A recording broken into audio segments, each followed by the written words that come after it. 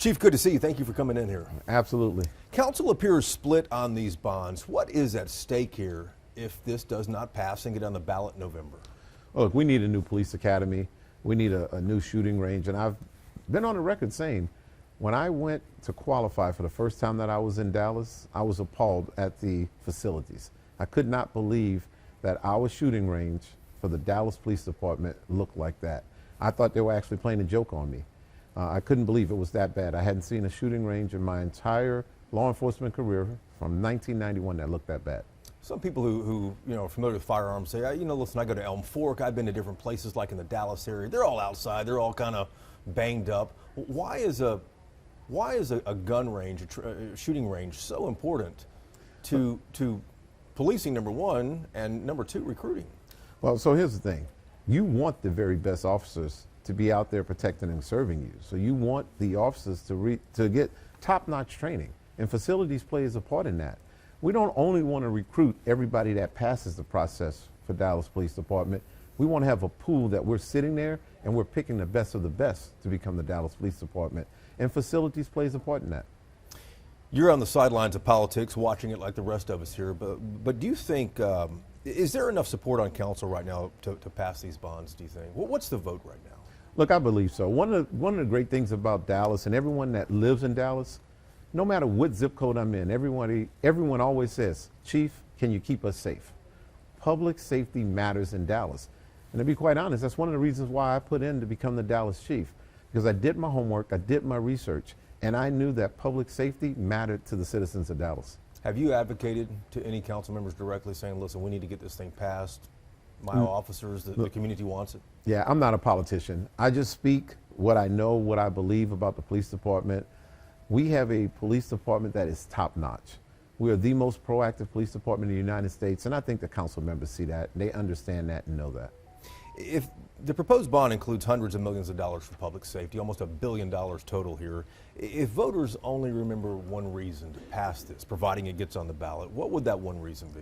There's not one voter that doesn't want us to have top-notch officers protecting them. When you make that phone call to 911, I know the voters want the very best to show up. If the bond fails, what happens to Dallas policing? Well, look, recruiting becomes harder, and then all of a sudden, we're just taking those who pass. We don't want to be a police department that only takes those who pass. We want to have a line outside the door of people wanting to be Dallas police officers, and this plays a part in it. But recruiting's already tough, not just for Dallas, but for so many departments, large departments like yours. Yeah, and right now we're trending in the right direction. We're one of the few major cities that are trending in the direction that we are. We're filling academy classes, but I do believe at some point we'll hit a wall, especially if people understand that we don't have the facilities. And when you don't have the facilities, it also shows that basically the council or the community is not behind you. You know the history here with the Dallas Police Academy and the push to improve it. This could be the 5th time the city has asked voters for money to build a new police training academy. Voters said yes 4 times and still have not seen it. The department hasn't seen it. Why would the 5th time be a charm here? Look, I started when I was doing my research to figure out what city I wanted to try to land as a major city. I did some research. Back in May of 1987 was the first time that I saw the voters started speaking out for a new police academy. That's a long time, Chief. I graduated high school in '87, and I'm pretty much an old man now. But I do believe the 5th time is going to be a charm, because I know every time I go to town hall meetings, the community is behind the Dallas Police Department. But people have been to the polls 4 previous times and said, listen, we approve it, we approve it, we approve it, and it still hasn't happened here. What do you think the holdup is? Well, I think the council members need to listen to the people also, just as the city manager and the mayor. And when we have conversations, everyone tells me that they're behind public safety and the police department, and this is the time to show it. Pension is a big recruitment tool for you guys.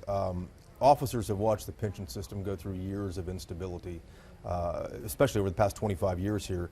Are recruits still asking whether they can trust the pension system in Dallas? Look, it's a part of it.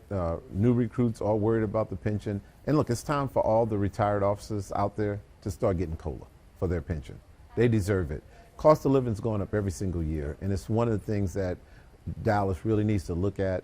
You have all these retired officers who's given so many years of their life to the city and the department, we need to recognize them with a COLA pay also for the pension.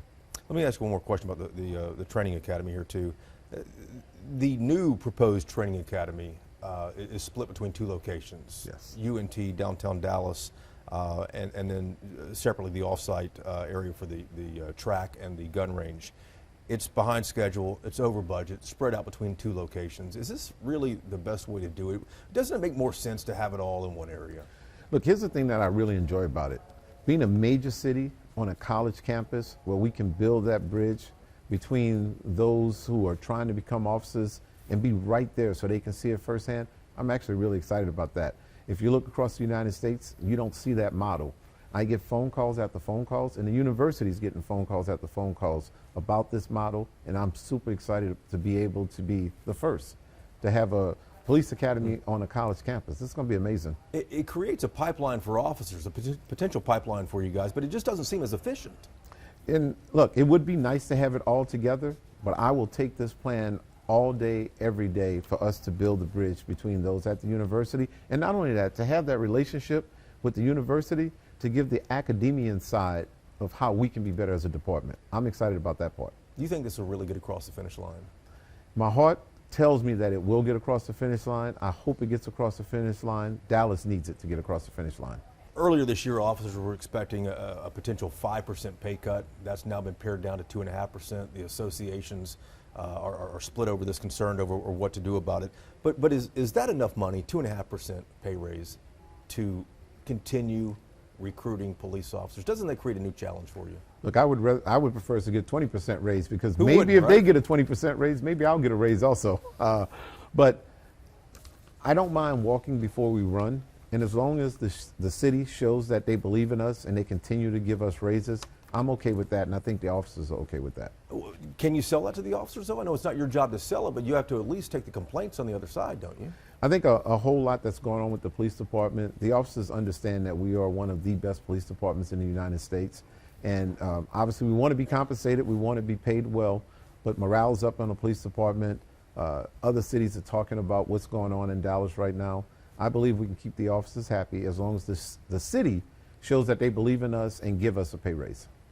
You're still fighting against these suburban departments who may have a little less crime, who may pay a little bit more. Does that worry you at all, in that competition? It doesn't, and I'm not afraid of competition. I'll tell you why. We are the Dallas Police Department. We set the tone for the whole DFW area, and once you're a Dallas police officer, you can do so many things. You can go to homicide, you can go to robbery, narcotics, the air wing unit. There's so many things that you can do only after maybe 4 or 5 years as an officer. You go to some of these other departments, you'll be in patrol for 20 years. And officers understand that, officers know that. Right now, our retention rate was better this year than it has been probably over the last 12 years. So that there shows that Dallas officers are not leaving, but we have to make sure they don't leave, and that's where a pay raise would be very helpful. Chief, if you had an additional $50 million in next year's budget, on what would you spend it? Pay raises, training academy, where would it go?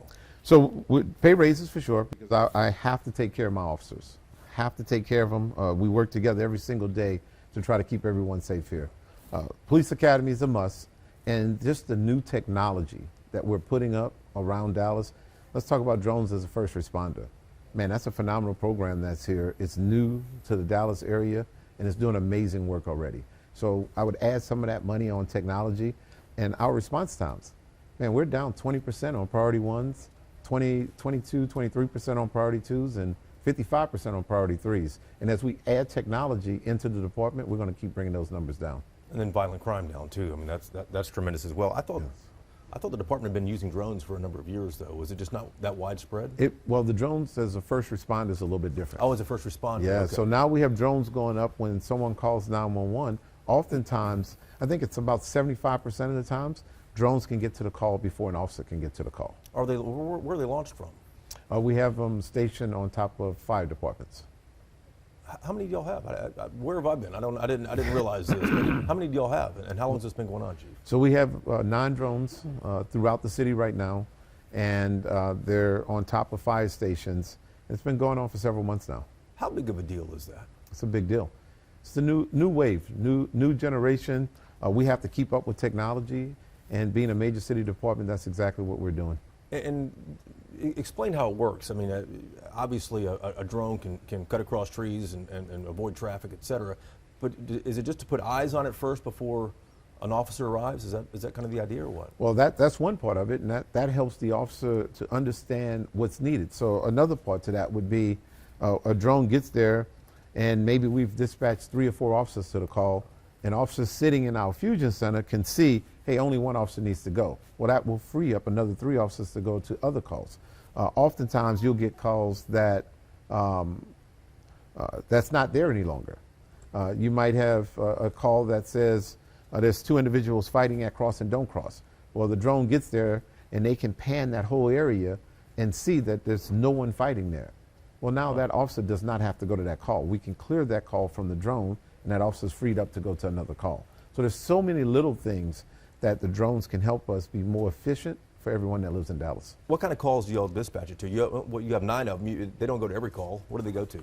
Yeah, so we pick and choose the calls that we go to right now, but they're always going to go to priority 1 calls. They'll go out there and then they'll go to some priority 2s and some priority 3s to try to clear the ones that are not there. So very helpful for the city. And are other departments doing this too? Yeah, there are other departments doing that. In Texas, or at least? Or yes, okay. there's other departments in Texas and a couple in the surrounding areas. And what's the goal? You have 9 now. I mean, I guess you'd love to have a whole fleet of these things spread out everywhere. Huh? Look, my goal is to get at least 30.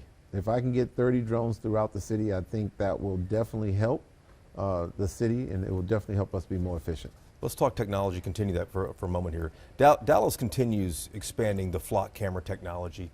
How many cameras, though, can you directly link to that system? Look, I don't know the exact number that we have here in Dallas, Yeah. but what I will tell you is they help us solve crimes. It is a very efficient tool to help us solve crimes. Right now, our homicide rate is at 103% for solved crimes. Now, I know somebody might say, well, how do you have 103%? Sure. So I'll give you just a little background on that. It's some of the old cases and the cold cases from years before that we're still working on. And so when you solve those crimes, it goes on this year's numbers. Okay. So that's how you can get over 100%. But we're in the 80% range, I think, for this year in solving homicides. And a lot of that comes from flock cameras. Let me ask you about the flock cameras, because there's a lot of controversy about them. How many arrests can you directly link to those flock cameras? I don't have that number with me, but the flock cameras help us make arrests. I like talking about one story. It's probably a month or 2 months after I became chief. To quite honest, I believe we were going to have a serial killer in Dallas. And if it was not for the flock cameras, we wouldn't have solved that as fast as we solved that before we could have a serial killer. Flock was a direct responsibility for helping the great detectives of homicide solve that case. There's a lot of questions about privacy with these cameras. Where do you draw the line on that? Look, it's there for us to use to solve crimes and to protect everyone. There's no one looking at the cameras. There's policies and procedures in place. So anytime someone accesses those cameras, the system tells us. And if someone is using it in a manner that they should not be using it, they'll get disciplined for that. Well, the Washington Post recently reported about officers nationwide abusing the system and using flock camera technology to track down ex-wives and girlfriends. Has Dallas ever disciplined or investigated any officers for that? We haven't seen anything like that yet, but any if discipline someone, at all? I don't know. Don't know before me, and I'm not even sure. I cannot think of any cases since I've been here. We've had questions about mainly regarding ICE investigations. How do we use flock for that? And we had no officers using flock for ICE investigations that was related directly to immigration. Now, if any federal agency will come in and say, hey, can we get some information on a serial killer, on someone that has committed a crime, we will look at our cameras for that. How long is license plate data kept? How long is it retained? I don't know the time. I mean, isn't each contract different, each city's cameras? No, look, I think that data is kept forever for us, but I would have to check on that also. Okay. If residents don't want cameras in their neighborhood or their community, should they have the power to veto that? I don't think so. My job here is to keep the city of Dallas safe.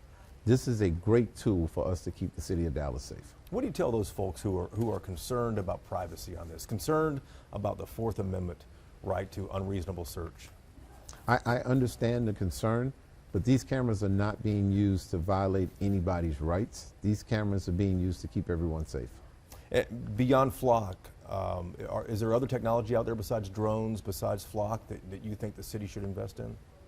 Look, there's a lot of technology out there, and we're looking at numerous technology in law enforcement to just be more efficient. Some of them I don't want to let the cat out the bag, but we have a really good team in technology, and we look at all the technology out there. And one of the things that we're really looking at too is our body cams. We're always trying to upgrade to make sure that we are fully transparent and we can provide the community what's going on. So, what's the idea with body cams?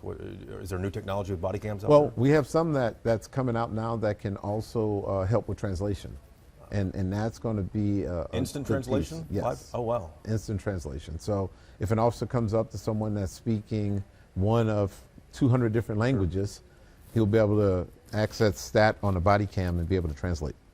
Chief, you've been in your job a little more than a year or so here. What's one thing that's changed since you've worn that badge of Chief of Police Department in Dallas that you want the public to know? I believe morale's up on the department. I've been told that, and I believe it's up because of my leadership style, which is empowerment. I'm giving my command staff the ability to make decisions and make this department better.